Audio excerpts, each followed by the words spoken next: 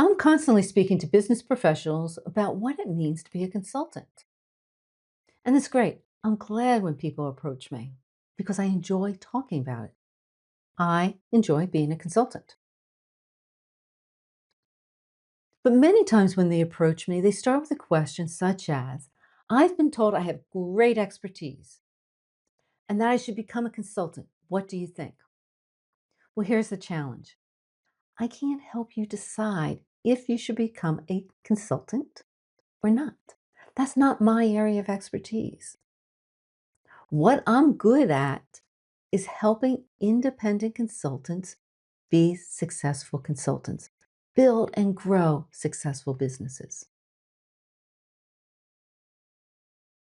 We all have turning points in our careers where we have to decide what we want to be when we grow up.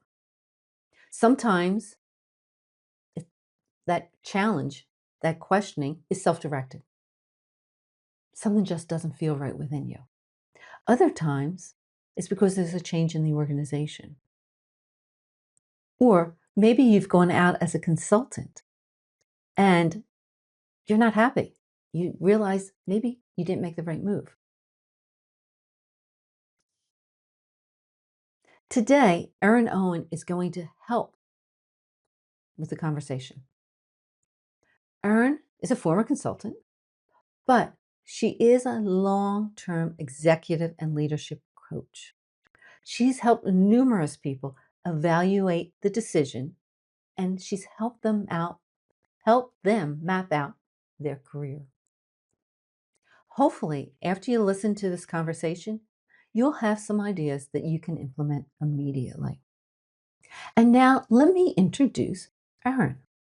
Erin is a leadership and executive coach who specializes in coaching rising leaders, especially those that are navigating complexities of change and those moving from senior management to director, VP level, and C suite roles.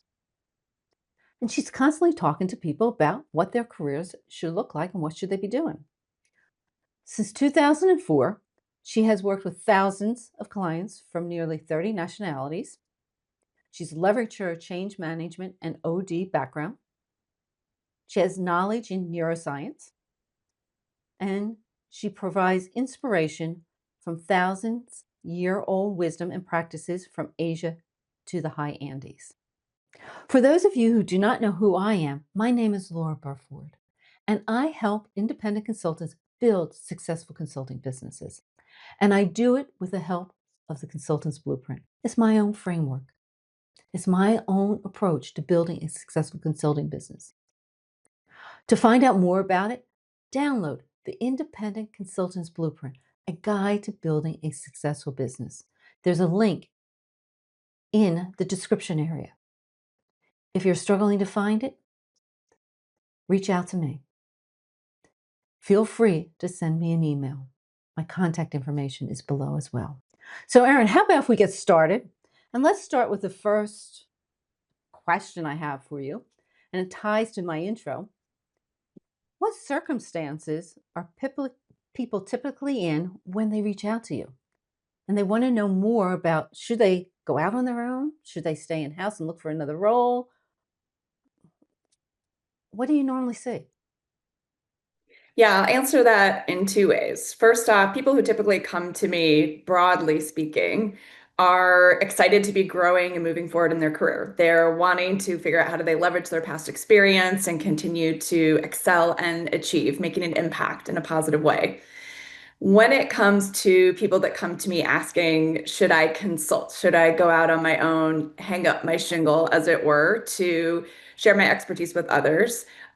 They are often people who are exiting their firm, whether it's by choice, they see the writing on the wall, they don't like incoming leadership, they're hesitant about an acquisition or merger situation, or they're really wanting to do something different.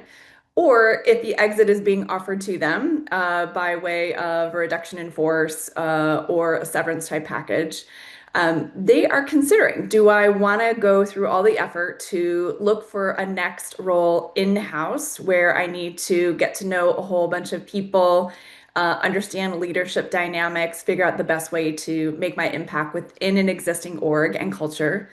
Or do I want to do it outside on my own? And so that's that midpoint in career where there's an exit situation chosen or provided to you, where you're wondering, do I want to be a consultant and offer my expertise to others? Erin, let me ask you a question because I started this saying many times people come to me and want to talk about consulting and they start with the question, I've been told I have the expertise. Do you think I can be a consultant? And what I find is confusion as to what is a consultant? What is a coach? What's the difference between in-house, out-house, working outside the corporation? How do you go about explaining that? Because it might be a little different than I explained, but we're probably going to be pretty close on the same page. Yeah, sure. So let's start with first the contrast between consultant, coach, maybe mentor, advisor. There's a lot of terms that are thrown around. So, when you are in consulting mode, you are leveraging your expertise and you are telling others what to do, helping them build a strategy, helping them develop a plan to execute that strategy, bringing in technical expertise, helping them build or leverage their team. You're implementing things, you're actually doing and taking action in the organization. That is, broadly speaking, what a consultant does. Hmm. A coach certainly has a background and expertise and can do a lot of things that consultants do. But when they're in coach mode, they know that the client, the person they're coaching, is the one who sets the agenda, brings the focus, brings the goal. And a coach creates the conditions to bring forth the best of the client. So there's a lot of different definitions out there about coaching, but when you're in a coaching role, the coach is maybe talking 20, 30, at most 40% of the time. But it's really the client who's driving the exploration, the conversation, and the coach is supporting them and taking action to achieve their goals. Now, I want to jump in also and contrast this with mentoring and advising. So a lot of us have mentors, informal, informal, and those are people we look to for guidance and wisdom. Now, a consultant can also offer guidance and wisdom from their experience, but often a mentor is talking about their personal experience, what they've done at different points in their careers, how they've leveraged their network, and they're going to give you advice. A coach knows that they're more a guide on the side. They're not the center on the stage. And so it's not about the coach telling you what they've done and what they think is best, because that takes the spotlight away from the client. So that's a contrast between consultant, more the teller, using their expertise, the coach, encouraging and empowering the client to use the best of their ability to continue to grow, and a mentor advisor who's often drawing on their own expertise and personal experience to give you some guidance and wisdom. Hmm. And there's something I want to bring in to play here because I don't disagree with anything you said. But when it comes to consultant, I also talk to consultants about what I call the consultant's ladder. And the consultant's ladder is typically the consultants that are at the bottom of the ladder do much more implementation type work, where those at the top of the ladder are strategic advisors, they're coaches, they're mentors.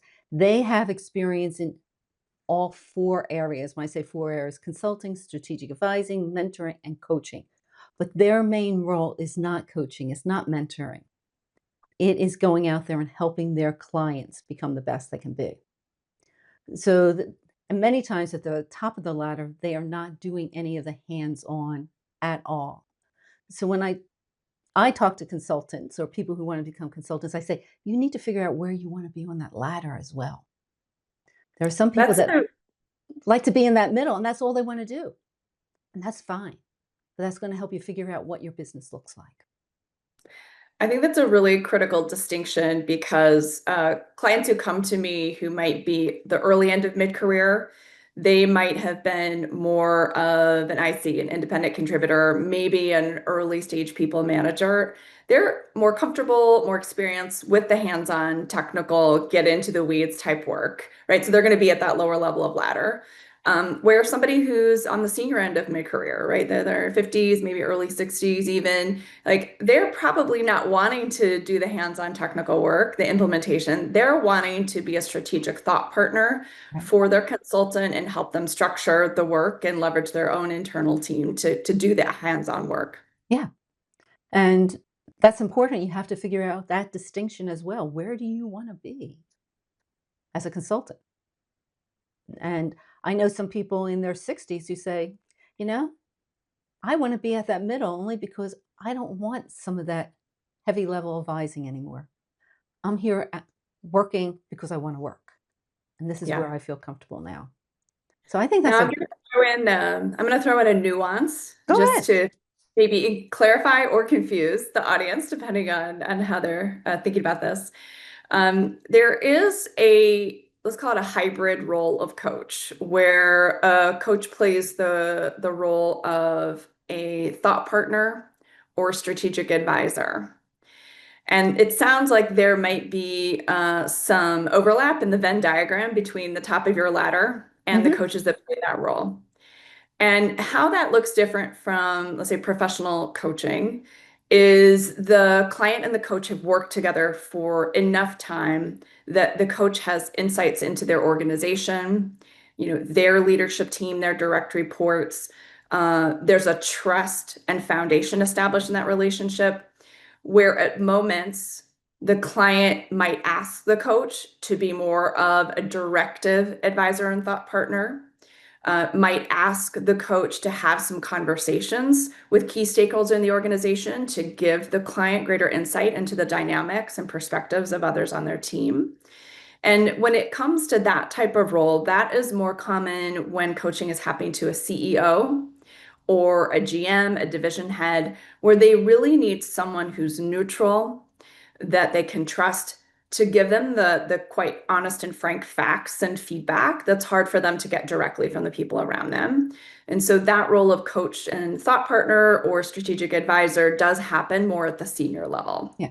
And I'll totally agree. People at the top of that consulting ladder fall into that same category. And there is overlap. There totally is overlap. You will never hear me disagree with that. And that's also why I say it's so important. People don't hire consultants, they don't hire coaches. They hire somebody to help them with a problem of some sort. And you need to be clear as to what that is. Absolutely. And so there is some overlap. But I don't know any way, unless you know some way to really break that apart. And but it comes down to you being clear as to what you want to be known for and going forward from there. Uh, let's flip this to something that I'm not great at discussing with people. And this is much more your area of expertise. When you're debating becoming a consultant or staying in house and looking for a role in house, what are some of the factors that you need to think about? Yeah, that's a great question. A lot of people like the structure and infrastructure that's provided by being internal in an organization. You have administrative staff and IT staff, you have a knowledge management database you can access. There is a maybe set protocol and framework that you're using that you can leverage. You've got a team of colleagues around you that you can brainstorm with and collaborate on project delivery and consulting when needed. I think in-house consulting really is a much bigger organizational consideration for someone. When you're on your own, when you're outside of a larger org, you have, in some sense, a lot more freedom and flexibility to how you structure your work, how many hours you work, the percentage of revenue that you need to earn in order to meet your financial objectives. Whereas when you're in-house, you tend to have a strategic leadership, budget guidance that is giving you directives and a lot of pressure to be billable to a certain percentage or dollar amount. So think about, for example, what is really driving your decision to want to be a consultant. You're wanting to share your expertise. There are different ways to do that. But is part of it that you want to run your own show? You want to have flexibility. You don't want to be answering to other people. In that case, you might be better served by having more of an independent approach, setting up your own LLC. Okay. Something else that I talk to people about is if you're going to be a consultant, you're going in and you're not their employee, you're your own employee, but you need to figure out how you're going to work with your clients as a team because you're disrupting the team. Uh, they have a way of working. So, how well can you work with other people? How well can you deal with team building? How well can you communicate with who is your economic buyer, your sponsor, whatever you want to call them? So that's something else I talk to people about. I don't know if you get into conversations about how you need to work differently or not, because I find Well, I many think times people struggle with that. I think a central consideration for anyone in any role, consultant otherwise, are really understanding who are your key stakeholders, right? What are their objectives? What are expectations of you? And what are your expectations of them? It's critical to have that clarification so you're in alignment. And then working from there. Because once you're clear on objectives and expectations, and you can look at role definition. So, to your point, are you a consultant who's in the mix, right? Who's facilitating a strategic planning session with a leadership team? Are you helping a leader design a strategic implementation plan that then will be shared with others? They're going to want to know who that is. And if it's a change management situation, you need to understand behaviors, you need to understand the implications of introducing something new, getting buy-in from the stakeholders, and so on. But I'll come back to the coaching side. If you're more of a coach and thought partner, strategic advisor, you're primarily external. Other people are not going to know about you. You have the ear of the CEO or the leader, and you're supporting them. But unless you've conducted a 360 assessment where you've met one-on-one and conducted qualitative interviews with people, they may not even know that you're a player. So I think for your point of view and your comment, Laura, consultant who's directly involved, that's a much bigger consideration for the role that they want to play. Yeah. I talk to people about you need to figure out how you're going to partner with them, how you're going to work with them, and that is something that is important up front before you even get in there and start working with them. So that's yeah, that's where it's at. Um, One of the things I talk to consultants about, and it's high on my list, and I don't know if you've ever seen some of the things I put out there. I talk about the importance of your point of view, your philosophy. A lot of people hang out shingles. A lot of people say they're consultants, but they are not able to articulate how they are different. And that comes down to something that's key to their success, being able to articulate how they're different, what is their philosophy, what is their point of view. And I know from reading some of your things, you have a point of view. You have a philosophy. There's a way that you work with your people. Could you explain what that methodology, what your approach is to working with people? Yeah, absolutely. A little bit different from consulting, where you might come in with a framework or a four-box structure or something that you're going to work with. When I work with clients, it really starts first with foundation setting, helping them understand who they are, the key events that have shaped them, their strengths, their areas for growth, where they've made impact, and where they want to make impact moving forward. Foundation setting also involves looking perhaps more spiritually at why are they here this lifetime? What's the impact they want to make? What's the purpose they feel called to, and how does that align with the work that they do in the world? So, foundation setting is an incredibly important part of building their self awareness. And as a result, they see themselves in a much broader, clear light. And sometimes that involves input from assessments, sometimes from 360 feedback from others. But it boosts their confidence so that when they move into assessing how they want to grow in their career, whether they want to be a consultant who's in house or external, they're making that decision from a foundation of clarity. And then we do a lot of work on my second pillar, which is around communication and confidence. How are they communicating with key stakeholders? How are they representing themselves verbally and in writing to express the impact and the potential that they have for integrating into an organization and ensuring that there's a value add and an ROI on the investment that that organization is making in them, whether as an employee or as a consultant. And then we move on through the methodologies, but throughout there's alignment and ensuring that they're not making trade-offs that they're uncomfortable with. They're working in alignment with what they value most. They do feel like it makes sense for them at this stage of their career to make the decision they're making. So that, and this is an important point that I wanted to convey today, Laura, is that if you are making a decision from fear, from worry that you're going to be left behind at this next stage of your career, out of fear that you're not going to be able to make the income that you need to make to support your goals, your family's needs. When you're making a decision from fear, you're actually contracting and limiting your possibilities.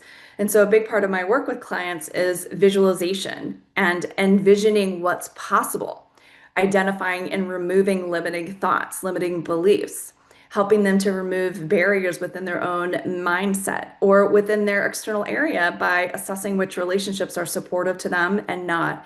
And generally shifting them from that fear or limited type perspective to excitement and energy and passion and motivation that is going to put them in the best possible light to make an impact and to present themselves as a viable candidate, whether it's getting hired as a consultant or whether it's positioning themselves to be hired into a new position in an organization. That's great.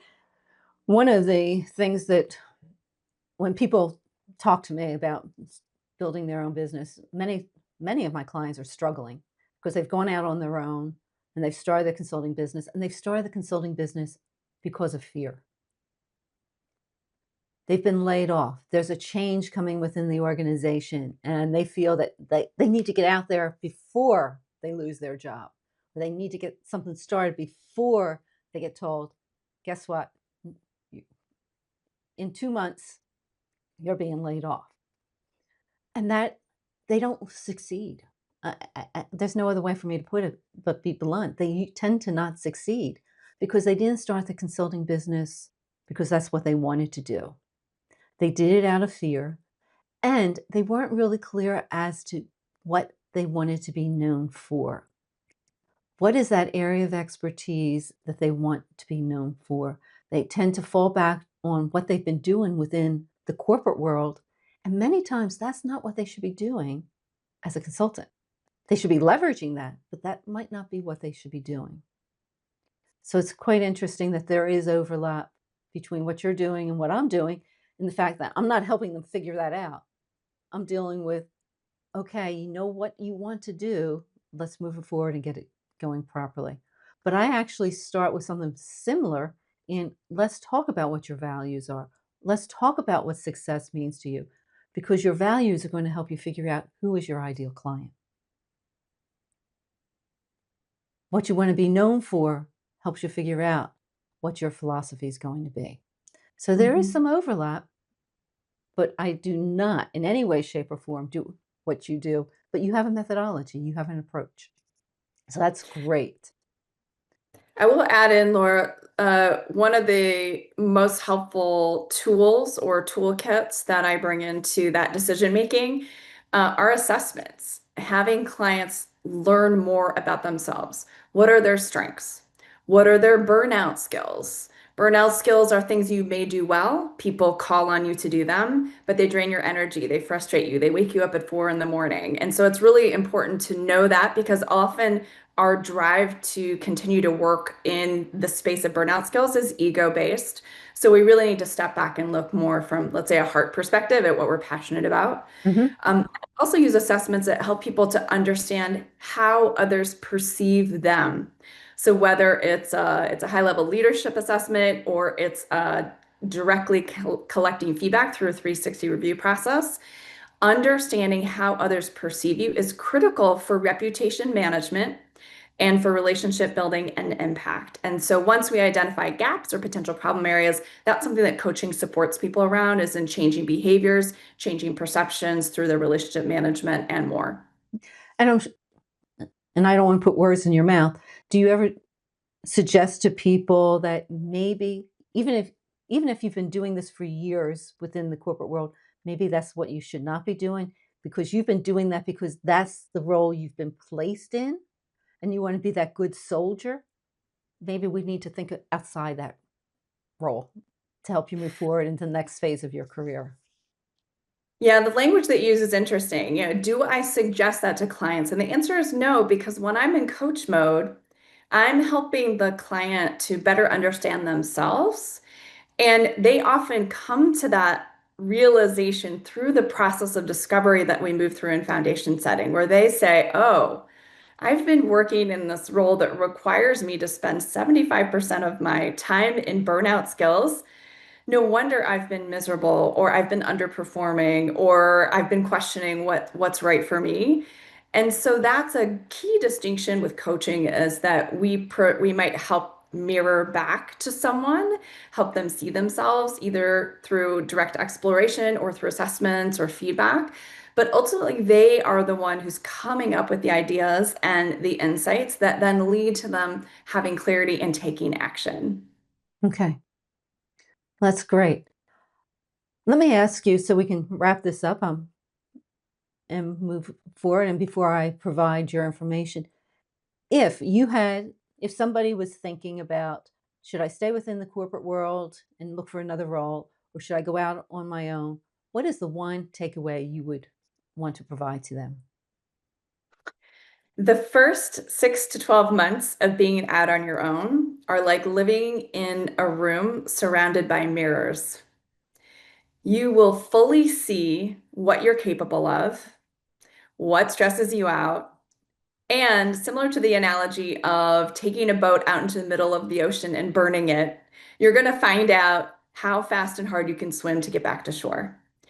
And that first 6 to 12 months is either going to tell you, wow, I really can pull together all my experience and expertise and navigate challenges and become an even better version of myself. And this is the kind of positive, engaging challenge I want to continue to move forward with. Or it's going to tell you pretty quickly that you are better served to be in the kind of structure, organizational support, collaborative environment that is provided by being in corporations. Okay. Yeah, I know my first 6 months a year, there was some sticker shock, not because I couldn't do the work, but mainly because I was so accustomed to having people take care of things for me. And that might sound strange, but when they talk about going out on your own, that you have to empty your own trash can, yeah, that's there. But how many things I learned, how many things other people took care of for me, so I never had to see it. Yeah. Yeah, And the first thing that I ended up delegating was bookkeeping. That was in year one. In year two, I hired a virtual assistant, someone who's been with me to this day. so you understand what I'm talking about. It's Absolutely. well, let me provide information on you so people can get in touch with you. And let's see, there we go. Erin, why don't you talk? Because this is you. Sure, sure. Uh, if you want to learn more about my methodology, how I work with clients, whether it's you're considering working with me or you want to know a version, a template for creating something on your own, I recommend you go to this website URL, which describes my methodology. It provides a video that goes over my four pillar approach. It also has some client testimonials, and you can find that at connect.erinowen.com/discover. Okay. If you want to be in touch, you want to be part of my Inside Scoop newsletter that I send out once a month, you can sign up for your newsletter here. And if you want to have an initial 15, 20-minute conversation, real quick, just to talk about where you are in your career, what's next, whether it makes sense to move forward as a consultant, whether you want to work with a coach, you can sign up for a discovery call with me at erinowen.com/talk to Erin. And of course, on LinkedIn, would love to connect with you there where I have monthly, weekly, and daily posts. There's a lot of content there to help you understand different techniques and approaches and philosophies that can support you as you rise in your career. Erin, I'd like to thank you. Thank you for being here today. I really do appreciate you taking the time. You provided some insight in a topic I do not talk to people who approach me about consulting, considering consulting. I just don't talk to them. It's not my area of expertise. So thank you very much for being here. If you would like to know more about me, please feel free to reach out to me or go ahead and download the Independent Consultant's Blueprint, a guide to building a successful consulting business. This is my methodology. This is my approach. This is my philosophy. I hope to see you again on a future Consulting Insight interview. And until then, take care.